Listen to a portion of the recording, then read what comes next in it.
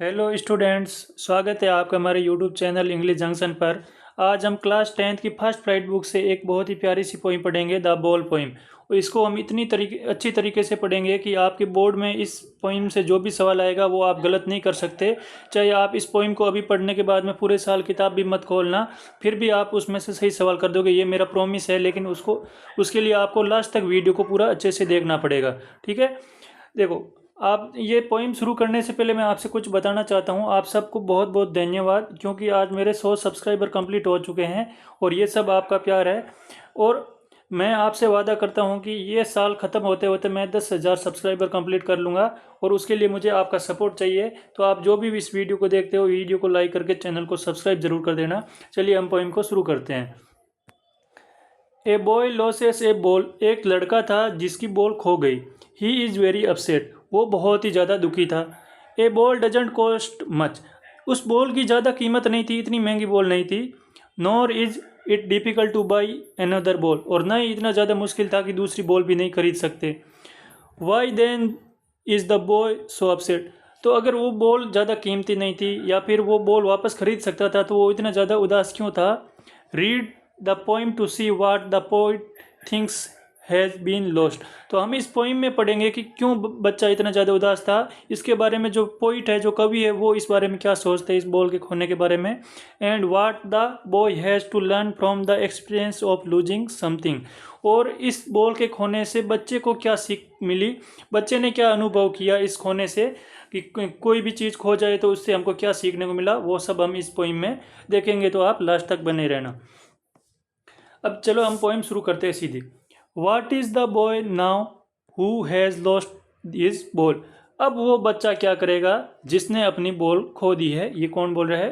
Poet है, जो उस एक बच्चे को देख रहे हैं और वो पोइट अपने आप से बोल रहे हैं।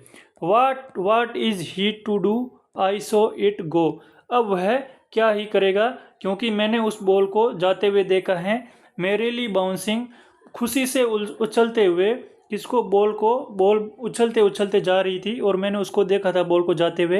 Down the street and then merrily over there it is in the water. और वो उछलते उछलते कहाँ गई? गली के अंदर गई, और गली से पार होते ही सीधी कहाँ चली गई? पानी के अंदर चली गई, और वो पानी के अंदर दूर चली गई। नो यूज टू से ओ देर आर अदर बॉल्स। और अब उस बच्चे को ये कहना बिल्कुल भी सही नहीं होगा, क्योंकि कि दुनिया में बहुत सारी बॉल्स है, तो इस बॉल के पीछे उदास होने की जरूरत नहीं है। An ultimate shaking grief fixes the boy as he stands rigid trembling staring down all his young days into the harbour where his ball went. देखो, अब उस बच्चे को ये कहना बिल्कुल भी सही नहीं होगा कि दुनिया में बहुत सारी बॉल्स हैं। उसको दूसरी बॉल्स तो मिल सकती है, लेकिन जो उस बॉल के साथ में उसकी जो भावनाएं जुड़ी थी वो उसको वापस नहीं मिल सकती। और वो जब उस बॉल को जाते हुए देख रहा था तो वो बहुत ज़्यादा दुखी था, उदास था, रो रहा था, ट्रेम्बलिंग, काँप रहा था। और उसको बॉल को जाते हुए घूरते हुए देख रहा था, स्टेयरिंग डाउन, मतलब बॉल उस पानी में तैरते हुए जा रही थी और वो उसको पीछे पीछे देखते जा रहा था। और उसको ऐसा लग रहा था कि उस बॉल के साथ साथ में उसके जवानी, जो बचपन के दिन थे, वो भी चले जा रहे हैं। मतलब कि अब वो बचपन से थोड़ा बड़ा होने लग गया है, और उसका बचपना भी उस बॉल के साथ में चला जा रहा है। I would not intrude on him. अब मैं उसको बीच में भी डिस्टर्ब नहीं करूँगा, मतलब उसको जाके ये नहीं बोलूँगा कि तुम दूसरी बॉल खरीद लो, इस बॉल के पीछे इतना उदास क्यों हो रहे हो। A dime another ball is worthless. अब उसके लिए दूसरी बॉल क्या है? मतलब बिल्कुल भी कीमती नहीं, उसके लिए बिल्कुल भी मायने नहीं रखती है, क्योंकि जो उस बॉल के साथ में उसकी भावनाएं जुड़ी थी, वो अब नई बॉल उसके वो भावनाएं वो नहीं ला सकते। Now he senses first responsibility. अब उसके अंदर क्या हो गया? पहली रेस्पॉन्सिबिलिटी आ गई है। उसको ये पता चल गया है कि दुनिया में जो चीज़ें आती हैं वो एक न एक दिन चली जाएगी, हमारे पास में ज़िंदगी भर बिल्कुल भी नहीं रहेगी। In a world of possessions people will take balls be lost always. इस दुनिया के अंदर, इस पोजेशन वाली दुनिया के अंदर, लोग नई नई बॉल खरीदेंगे और वो बॉल हमेशा हमेशा खोती रहेगी। लिटिल बॉय उस छोटे से बच्चे के लिए बोले। और इस बॉल्स का मतलब बॉल नहीं है, मतलब लोगों के पास में पूरी ज़िंदगी में बहुत सारी चीज़ें ऐसी आएगी जो एक बार के लिए आएगी और उसके साथ में आपकी भावनाएं जुड़ जाएगी, लेकिन वो हमेशा आपके साथ में नहीं रह सकती। वो कभी ना कभी आपका साथ छोड़ के चले जाएंगे। And no one buys a ball back, और जो जिस बॉल के साथ में आपकी भावनाएं जुड़ी थी उस बॉल को वापस कोई भी खरीद के नहीं ला सकता। मनी इज एक्सटर्नल, पैसे तो अलग बात है, पैसों से आप बॉल तो खरीद सकते हो लेकिन वो भावनाएं नहीं खरीद सकते जो पहले वाली बॉल के साथ में जुड़ी हुई थी।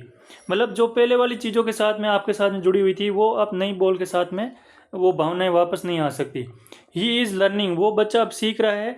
Well behind his desperate eyes, उसकी जो उदास वाली जो आंखें हैं।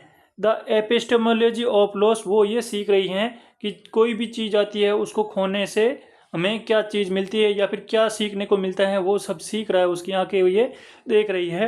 How to stand up knowing what every man must one day know and most know many days how to stand up, और बच्चा ये सीख रहा है कि प्रत्येक व्यक्ति को कोई भी चीज़ खोने के बाद में कैसे खड़ा होना है, कैसे मजबूती से वापस उठना है।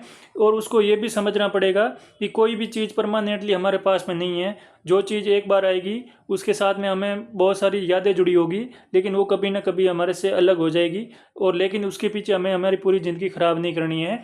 हमें आगे बढ़ना है, उस चीज़ को भूल के नई यादें बनानी है, नई चीज़ें हमें सीखनी है। तो ये थी हमारी छोटी सी पोइम।